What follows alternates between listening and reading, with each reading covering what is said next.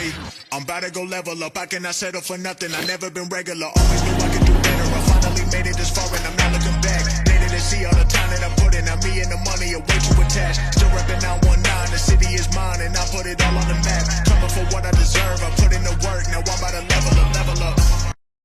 We at Resilience Unscripted would like to thank Breaking Barriers Recovery Home for sponsoring this week's episode.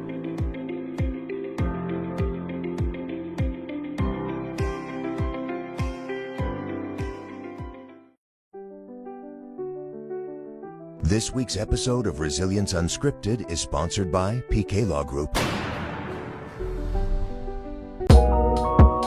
Join Blake Media and Mario's Mission on August 8th as the 3rd annual Sober Bash returns to Revere.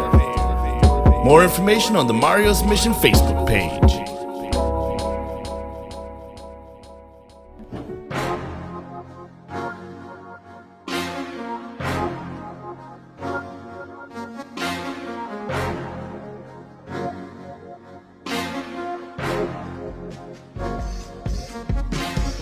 Hi, we're back with another episode of Resilience Unscripted. This week we're here with my good friend, Rob Gaglione. Wow. Hi, Put Robert. the whole name out there. Of course I did. Your legit name. Yeah, exactly. Of course. Hi, Rob. How you doing? Good, how are you? Doing great. Why, you didn't want me to call you by your name? I don't care. What did you want me to call you? Who Never knows? mind. Robert, tell us how you're doing. Doing great. What have you been up to? School, work, yeah. All right, take us down memory lane. Oh, down memory lane to where? The very beginning. Oh, I haven't thought of that in a while. You better start from day one and go forward. Oh, I would say for me it was more right after high school. All right, let's start like where you're from. Oh, we're going that? Yeah, Okay. yeah. Grew up in East Boston, but I live now in Saugus. It's a big difference, but it's good. Yeah. What was it like living in East Boston? Way better. Way better. Was it really, Rob? I mean, for me, yeah. I was always around the Kids The shouldn't have fun been group. around. fun group. We'll go with that. So the fun group of Yeah. what? Brandywine? East Boston? Just in Boston in general, not just Brandywine, but yeah. Oh, so you traveled. Yeah. You went down Maverick? Mm-hmm. Oh, wow. You were a world Thank traveler. I didn't care. You were everywhere. No. So what was it like growing up in your age in East Boston? Because it's not like it is now. So Oh, no shit. let's go. Growing up, Yeah. I mean, it was just a family oriented back then in East Boston when I grew up there. All right. Everybody knew everybody. You went to East Boston High? No. You went to Savio? Nope. Where'd you go? Madison Pop. Where the hell is that? Roxbury Crossing. Why did you go there? It was the Now I have so many questions. yeah. Why did Why'd I go there? Because it was a trade school, What did you get a trade in? culinary arts. Okay. So you decided one day you were just going to move to Saugus, so this was like a family decision. If you want to call it that, I mean, I thought you didn't like Saugus. I don't, but I resigned there. So what can I say? Okay, so we go to Saugus, Yeah, and at what age does your using begin?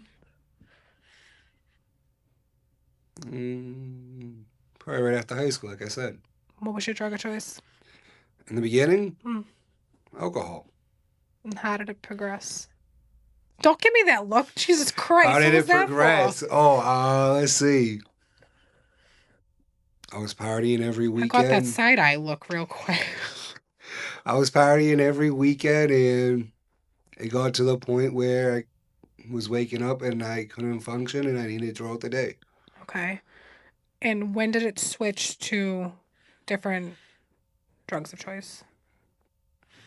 Well, I mean, before alcohol, it was benzos. Right after high school, I was buying like a half sandwich bag full every week. Of what? Every Oxys? benzos. So I was just eating them like candy. I remember one time I drove from Quincy back to East Boston, slept at my grandmother's for a few hours, and then I woke up back at my house in Saugus and don't remember shit. You don't know how you got there? No. Okay.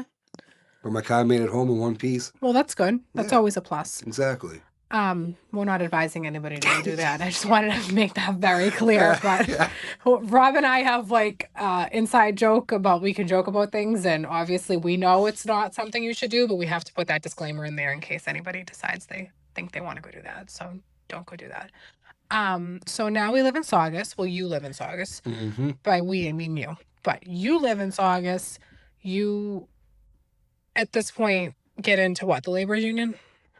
Yeah. All right, take us from there. Like, what does life look like at this point? Like, what are you doing? What's going on? When did you put your foot down and finally make a change to get sober? I guess take us from that point.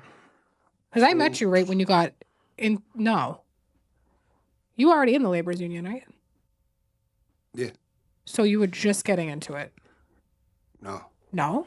When I left the laborers union, I had 12 years in. Oh, where am I? I'm delusional. Okay. So, laborers union, 12 years. You got sober once you left the laborers union. Right before. Okay. That's when I met you, right? Mm-hmm. Okay. Take us from that point forward. So pretty much right when it happened for me. Yeah.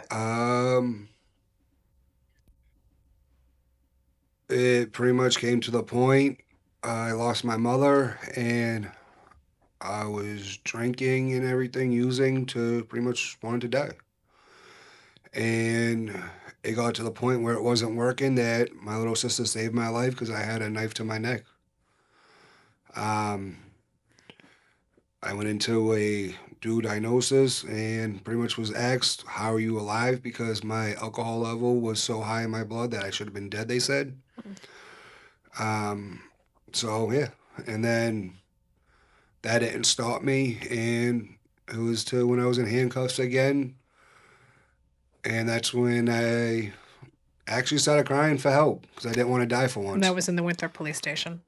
No. No? You told me it was in Winthrop. That was back when I was like 21, Robert. 22. You told me the very last time before I got clean was in Winthrop. No. That was in my early 20s. But I'm not going to go on that one. All right. That one is a no talk about situation. You told me that, but all right. No. We'll have this debate after. The last time I was in a holding cell was in Saugus. 6 months after my mom died. Oh. And that was when, like, this is it. I need to get clean. This is this is the starting point. Mm-hmm. So what was the treatment center you went to? It was one in Danvers, RCA. How was that? I mean,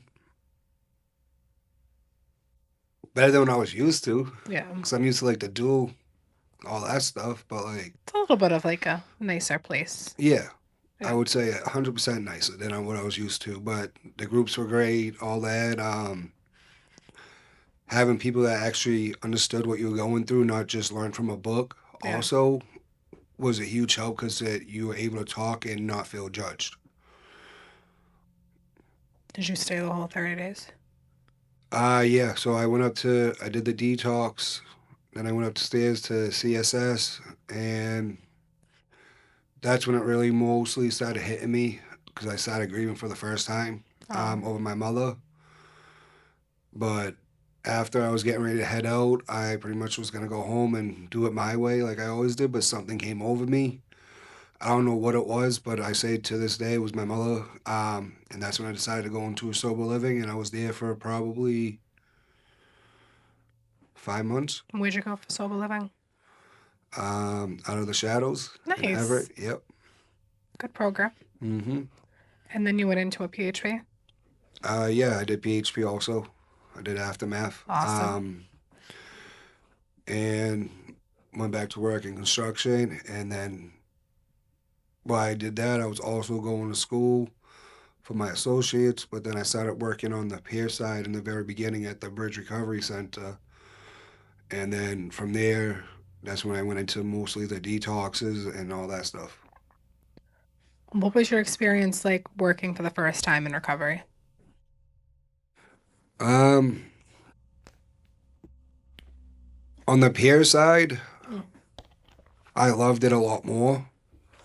I will say that because it was more engaging being with the people, not just always doing like all this other stuff that you have to do by the books. Yeah. So it was a little bit more nicer with that one because it's like you're working with them as being a human, not just someone in a treatment. Right. So, I mean, I get it from both sides. So, but I like, for me, it's not about either side. It's just about working with that person. Where did working in treatment lead you? Like, what's the latest? So after my associates, I started at Salem State, and I was supposed to graduate with my bachelor's in social work in 27, but I switched everything to online, so I'm going to graduate in spring of 28 instead. Okay. But because of it, I'll also have a minor in psychology. So just working on that right now and going forward Yeah. every day because my goal is to get my master's right after and hopefully open a private practice and Good. go somewhere else with it maybe. Every day that you went to work and you worked with people that were in treatment, what did you think? Like, did you ever have flashbacks, like seeing somebody that reminded you of you? Did you ever have that moment where you were like, oh my God, this person's me? Like, I was this person? A few times. What was that like? For me, I would say it was like an eye opener. That like, even though I'm on that side right now, I could always be right back over there. So every day, I mean, I don't look at when I work in the field, I don't look at it as my recovery. So like, I mean, but life on life terms, life gets busy. So like, I don't always get to hit meetings a lot. But I always make sure I do my self-care, what's best for me, also to keep my recovery good for how I need it to be to help others. Are you in NA or AA? Personally, me, I do NA, but I've been to AA meetings. I've been to CA. I've been to HA. I've been to Explain those so that people know what you're talking about. Cocaine Anonymous, Yep. Alcoholic Anonymous, Yep. Heroin Anonymous. Narcotics Anonymous. Yeah. Alcoholics Anonymous. I'm trying to think what the other one was my friend spoke at.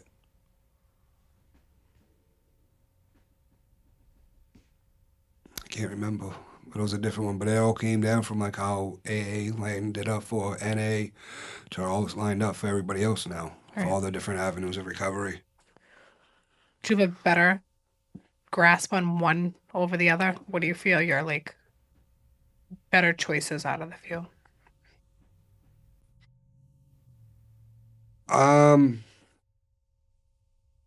I personally like NA only because like when I read the book of AA and I like it because it's how NA started, but reading it, it's just too confusing for me because it's so outdated for me. Even though they have like the new editions, it's still worded so outdated. Yeah.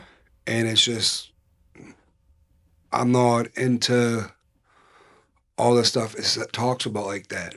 You Like, relate better to NA. NA. It's a little more modernized. Exactly. It's more, even though like the step work, if you really go look at the step work, AA does it a lot quicker, but it depends on the person. Like NA, you could do it a lot quicker. It depends on the person. But even I just prefer NA. It's what helped me when I came back this time. And it was actually what really kept me in NA was in the very beginning, I had someone had me go to a meeting with them when I was at the sober house, and this girl introduced herself to me, and I went back the next week and she remembered who I was, and I was just kind of like, she remembers me, like that's kind of interesting, and it just kept me going to the meeting. Yeah, you feel included. Mm-hmm. And I think that's just something I needed at that moment. It wasn't just like a number system. Like they knew you from going, they knew your name. Like you felt, Exactly. you almost felt wanted by your peers to be there. Like even though I don't go to that meeting anymore like that, I could go there and I still know everybody. Right. So A little sense of familiarity. exactly. It's just think it's you get what you get out of it by what you put in, no matter what it is, and it's also about who you put yourself around. Also, Let's talk about that a little. okay. What do you think about socializing in recovery?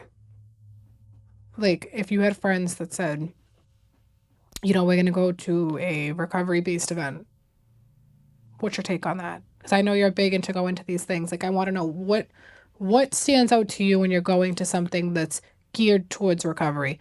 What draws you into the event or the venue? So when I go to like the events, like the local ones, you mean, like all Yeah. that.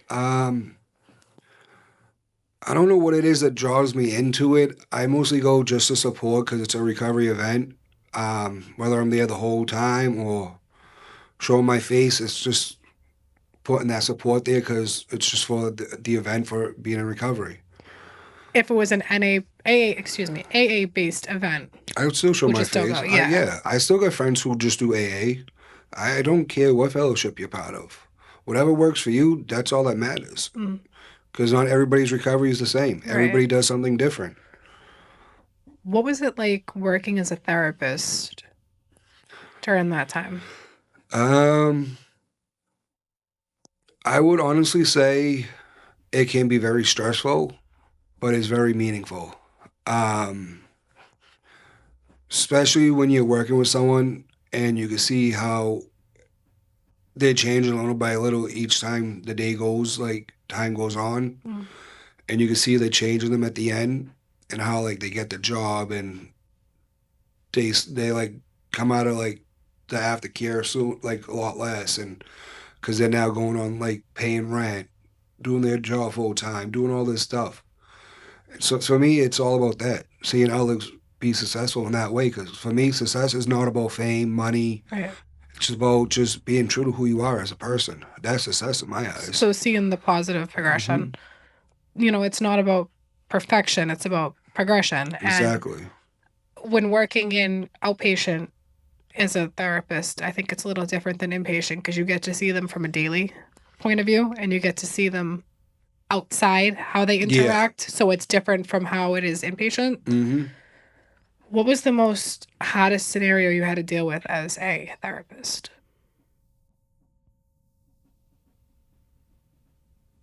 I mean,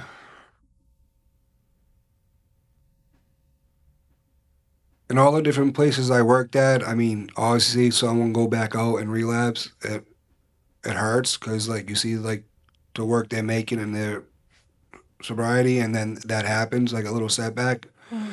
And it does hurt, but all you can do is hope and pray they come back. But like there's been times like you get a call or an email from a client's loved one who went back out and they're no longer there. That I think hurts the most. Yeah. Because I remember I had one person that happened to and it was like a week after they left. That's sad. And it was just like, it really hit. Do you think you're going to continue on working in treatment or do you feel that you're going to take a different avenue?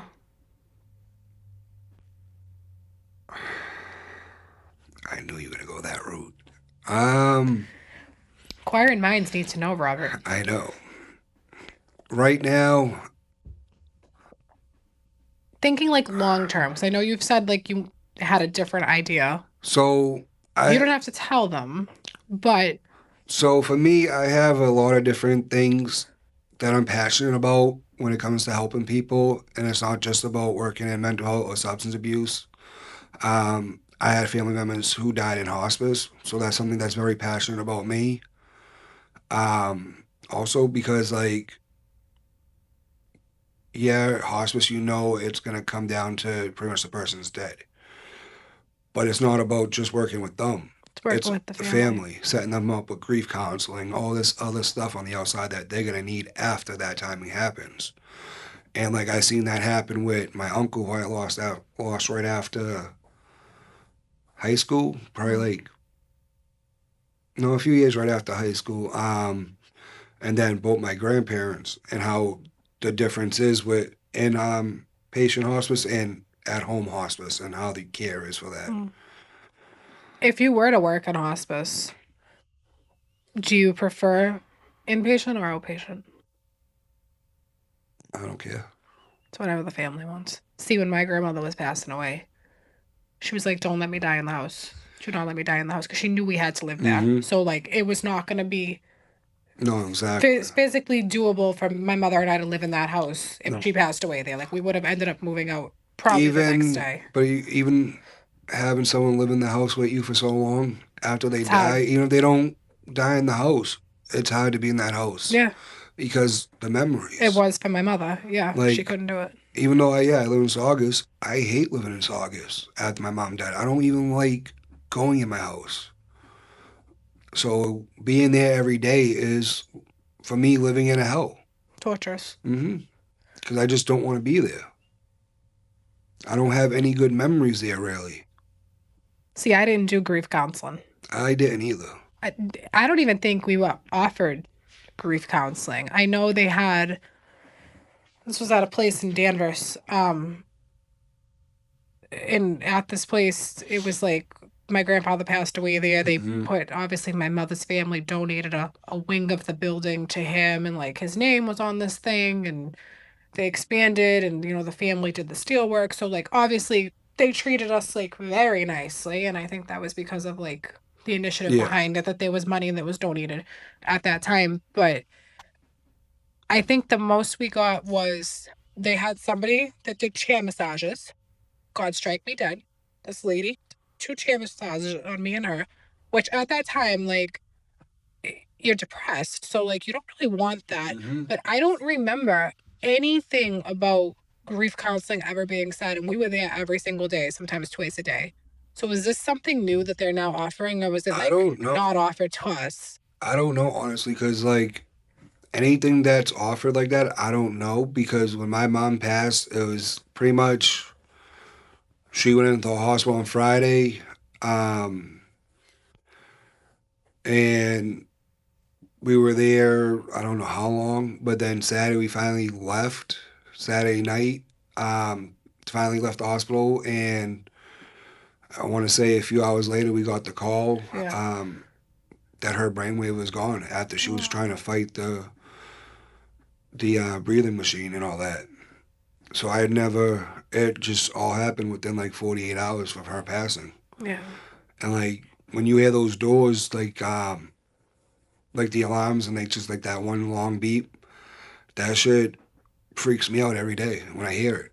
Because when you have to pull the plug on someone, that sound's still on. Yeah. They shut, like, you see, like, you don't see the lines and all that, but you hear it when they take the last breath. And that, every time I hear that sound, it just torments me. It haunts you, yeah.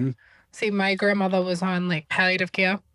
And then palliative care went to hospice, and they took her from our house and went there to Danvers. She lasted like a week in Danvers. And I remember being there I think I was 19 at the time, or 20. I remember being there every day. Actually, I could have been 21. That's a lie. I was 21. This was in 2019. And I remember being there every day and just like, I mean, not to be like morbid, but like, I commend you if this is what you really want to do, because I saw so many people leaving there in terms of going to a funeral home, and so many people being wheeled out in body bags that I don't know if I could work there. I mean, I watched it with my grandmother and my grandfather in their house. Like, I seen how my grandmother deteriorated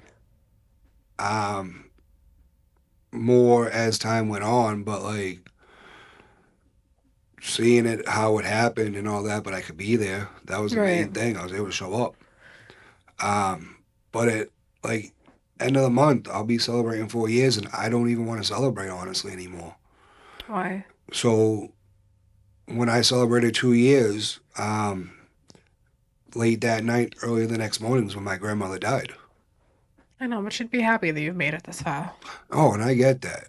Your grandfather too would be really happy. It's just how my clean day, it's great, but it's just hard because it's always gonna remind me of that's when she died.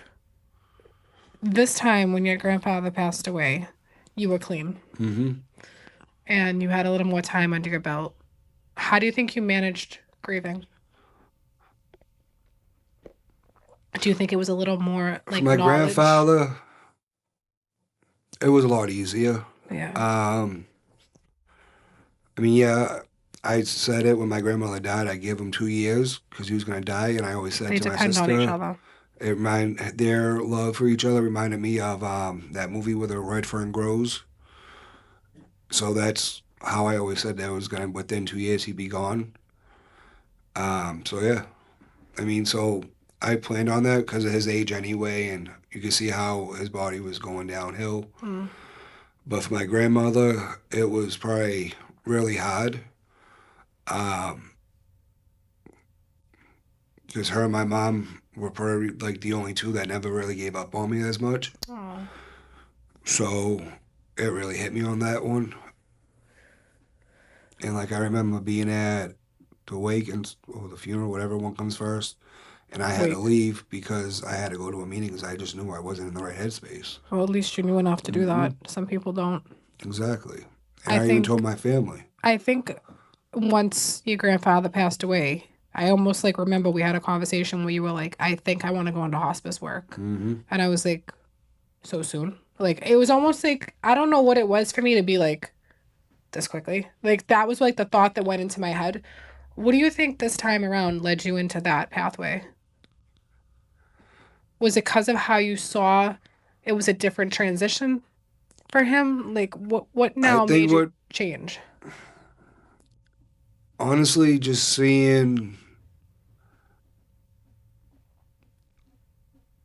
looking at my uncle, my grandmother, and my grandfather, honestly, just seeing how easier it was for them during that transition, the whole process of it, being comfortable, not in pain, not worrying about what's going on, and just be able to lay there, whatever, and till the day came that there was time. So, I mean, it just made it easier for them, and that's what I think it was about for me, but wanting to help the families during that process, too. Right. It's not just, like, it's a whole thing. Because, like, you lose someone, it could mess with your head for years if you don't get the right help needed. So I think that's what it really was for me that really wanted me to go push toward the hospice field a lot too now. And if you get your psychology minor, is that what you said? You're able to work in hospice, right? I mean, I could still work in hospice with my bachelor's with social work. Right. The social work, the umbrella opened so many places. Like there's policies, there's all that stuff. Hospitals, not just substance mental health. There's hospice, communities, like city, state. So it opens up to a lot of stuff. Bigger avenue. Yeah.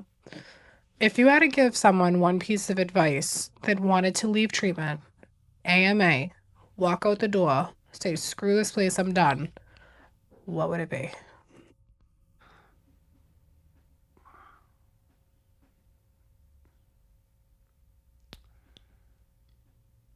Honestly, that's a really good question. Wow. You thought I was going to be asking all the easy questions today. Because, like, I was good at able to leave. Especially when you go to the duel and you know exactly what they want to hear, so you can be out in 3 days. I didn't say what you were doing. But what I'm would saying, you tell them? That's what I would do. But thinking back now to what stuff I did and to actually when I rarely listen to someone, I would say... I like where this is going. Okay. Just stay open to listening, because if I didn't listen this time around, I wouldn't be where I am today.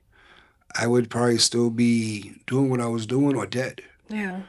Because it was just something about me that made me listen to others and do something differently that I needed. You went in open-minded this time. Mm-hmm.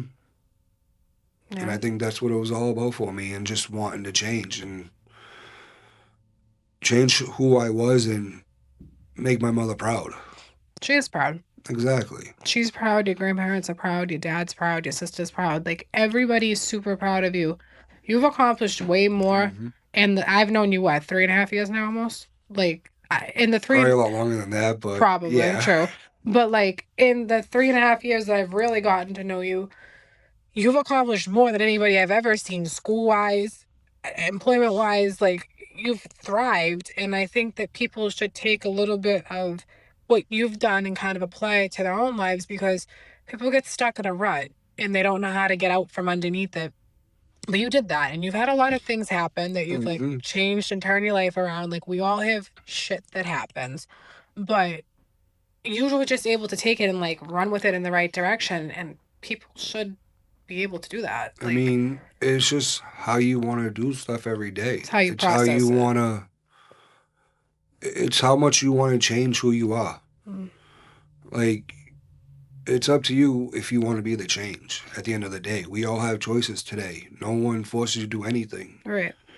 I mean, so like I could say right now, like, yeah, I'm unemployed right now. I was let go from my job.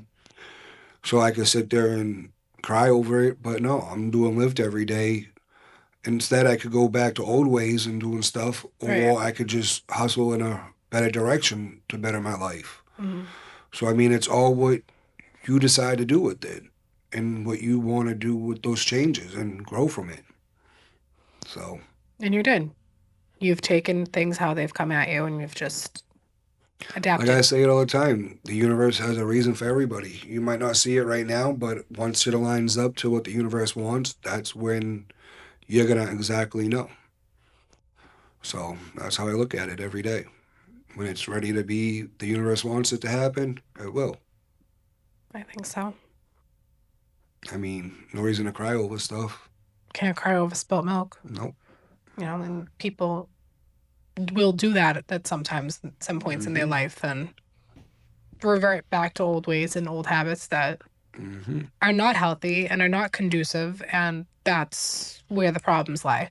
So the fact that you've been able to go forward and you're already planning like what your education's going to look like for the next couple of years, where you think you're going with it, like, that's commendable. So Well, really like I proud of feel you. like even switching over the hospice, I'm looking at it as like a long-term thing also, because if I'm able to do a private practice like my goal is, having both the substance plus mental health and hospice, that opens up That's a lot more for private Right. practice. That's a good So, continuum of care. that would open up the lines for like grief and more with family stuff too, and all that other stuff, not just substance abuse and mental health. What do you think about family support groups? Do you think they're actually supporting the family? I mean, I never did a family support group, um, so I couldn't really answer that. Everybody does them different, Yeah. but they do help people. It's more so to educate the family members, because a lot of times people don't understand about the disease of addiction because they never went through it or they never had a loved one until then. All right. So they don't understand it. So educating them helps them better assist what they can do to help their loved one. Mm. Like I had my father and sister tell me so many times, call someone else. I don't know what to tell you because they don't want to hurt me. But that was the best advice they could give me, for me to call someone who would understand what I'm going through and talking about, than them giving me the wrong advice. So, I mean, it's there to help people to understand what their loved one's going through. So I think it's good for a lot of people to understand. Right. I agree. I think so too. I think every place does them differently. Every PHP does them differently, or IOP does them differently. But I think whatever the facilitator is facilitating for recommendations or for educational purposes, it's how the family member perceives it. So I agree. Exactly. Yeah. Is there anything else you want to close with?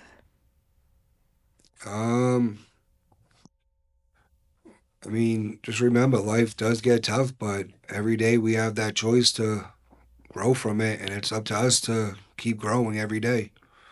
So, no matter what the struggles are, you can always get through it if you just believe. Yeah, once the seed is planted, I mean, if you continue to water it, it's going to grow. So Exactly. keep growing in the right direction, right? That's all you can hope for. Yeah, That's I it. agree. All right. Well, this wraps up another episode of Resilience Unscripted. Bye.